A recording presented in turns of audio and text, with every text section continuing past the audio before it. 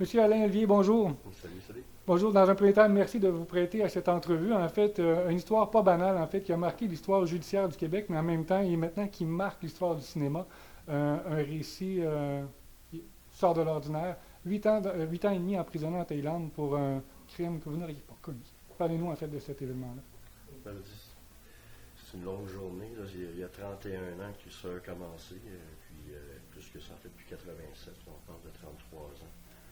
Puis à partir de tout ça, puis en arriver à ici aujourd'hui, voir l'histoire est mise en film par Daniel, puis ça vient chercher des souvenirs, veut pas. C'est beaucoup, beaucoup d'émotions, mais c'est un peu aussi une thérapie en même temps, parce que l'histoire, Daniel a permis à cette histoire-là de retrouver les projecteurs. C'était une opération illégale. C'est eux qui ont payé. Qui a payé pour tout ça? Les agents fédéraux, c'est eux qui ont tout payé.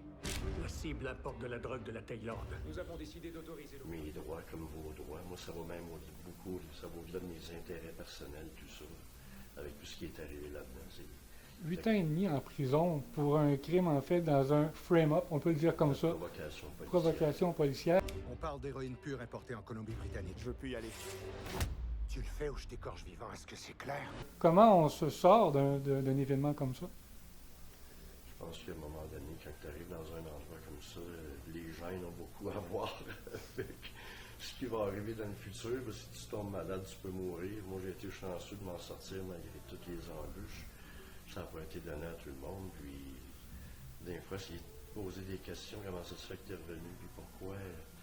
Peut-être pas une perte de temps, mais je trouvais peut-être jamais la réponse. Ou peut-être que je suis revenu ici parce que j'avais de quoi à finir à accomplir. Moi, le but, c'est que la vérité se sache. Puis Daniel va permettre avec ce film-là de peut-être choquer la conscience des Canadiens assez d'une certaine façon pour permettre au monde de dire comment ça se fait que nous autres, ici au Canada, on a financé une opération qui a assujetti un Canadien à la peine de mort et à la torture, puis le Canada est contre la peine de mort. Ça a été financé avec l'argent des contribuables. Il y a de quoi qui ne marche pas de rendre à ce niveau-là. Si ce qui est vraiment arrivé sort publiquement, vous êtes foutus. C'est un peu le cri du cœur, en fait, qu'on vous lancez dans ce film-là, en fait, que vous voyez mettre à l'écran. C'est pas banal, en fait, comme film, et en fait, vous le voyez comme un appel à la justice également? Ben, c'est un appel à la justice, mais c'est parce que c'est une question d'intérêt public. La vérité demeure la vérité. Si le gouvernement a pu faire un cover-up de tout ça, ce sera eux autres de répondre, mais à un moment donné aussi, c'est que même les médias ont un rôle à jouer là-dedans, comme Victor Malarec a joué un rôle dans mon retour au Canada à cause de ses enquêtes et tout. Sans Victor, je ne serais pas revenu. Parlez-nous de votre rencontre avec M. Malarec, la première qu'on voit dans le film rapidement apparaître comme un moment important et crucial de votre libération. T'as le choix, soit tu me racontes ce qui s'est vraiment passé, soit tu rates ta seule chance de sortir d'ici. C'est ce que tu fais confiance au gars ou tu ne fais pas confiance. Moi, je faisais face à la peine de mort. Il y a beaucoup de choses que je ne pouvais pas dire, justement parce que je faisais face à la peine de mort, mais j'ai fait assez confiance pour y relater les faits que Daniel a relatés en bonne partie dans son film. Puis Victor, comme il en a fait mention encore la semaine passée à Montréal, lui, il a tout checké les faits, puis ce que j'ai dit était vrai. Mais le seul problème, c'est qu'au niveau de la justice, ils ont ignoré tous les faits. Pourquoi? Parce que c'était trop critique de la GRC.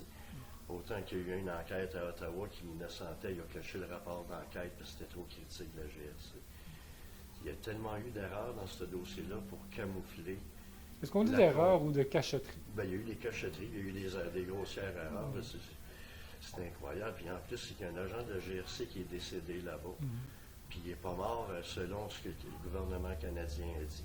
Daniel a participé à tout le procès dans ma poursuite contre le gouvernement. Il était là tous les 3 mois de procès. Puis ils ont entendu des témoignages. Puis moi, je les ai tous relatés dans mon nouveau livre, Good Luck Frenchie, qui est sorti en français. Puis tous les faits sont là. Puis les documents, le monde peut les vérifier à alainolivier.ca. Je me suis fait hacker juste avant la sortie du film. Vous voyez? Puis ça a pris 15 jours pratiquement à replacer le site. Mais toutes les preuves sont là. C'est tous des documents officiels qui avaient été déposés dans les tribunaux, donc des documents publics.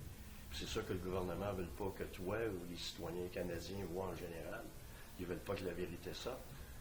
Vous revenez de loin et vous en avez encore, de presque j'entends, pour encore un bon bout de chemin à faire. Donc, Seulement, moi, compléter ce que j'ai commencé. un objectif important. Comment vous recevez l'accueil des gens qui ont vu le film? Fort agréable. Fort agréable. Ah oui, c'est assez fantastique. Quand ça vient des vieux amis ou même des étrangers, comme hier à Québec, des dames qui sont venues me voir après, ils étaient pas en larmes, mais tout juste, puis ils étaient troublés parce qu'ils ont vu là. Une qui était avocate en outre, puis elle n'en revenait pas que ça pouvait arriver ça au Canada. Fait que, oui, ça arrive ces choses-là, puis moi je me bats justement pour faire en sorte que nos lois vont avoir on va avoir une protection de ça en bout de ligne. Ce ne sera pas la loi des tout-puissants tout le temps devant les tribunaux. 2 procès plus loin, 2 livres, je crois, si je ne Oui. fais rare, et maintenant un film. Qu'est-ce que vous souhaitez pour la suite des choses? Juste la vérité éclate. C'est tout ce qu'on a besoin. Le reste va se faire tout ça. M. Olivier, merci beaucoup. C'est moi qui vous remercie.